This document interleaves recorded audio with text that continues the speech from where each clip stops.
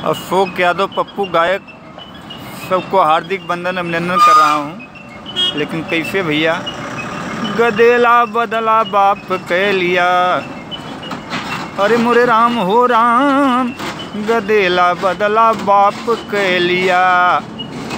भोला इंद्रजीत बाते पप्पू नहीं अकेला, गदेला बदला बाप कह लिया।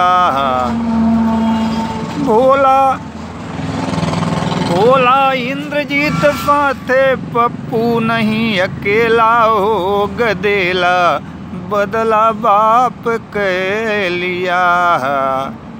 भोला इंद्रजीत साथे पप्पू नहीं अकेला, हो गदेला बदला बाप कह लिया।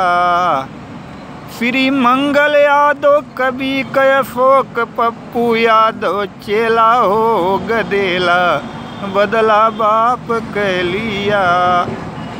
फेरे जौनपुर हुए मोरम कनवा, गदेला बदला बाप कह लिया। अशोक यादव पप्पू गायक सबको नमस्कार प्रणाम कर रहा हूँ बाबू जी।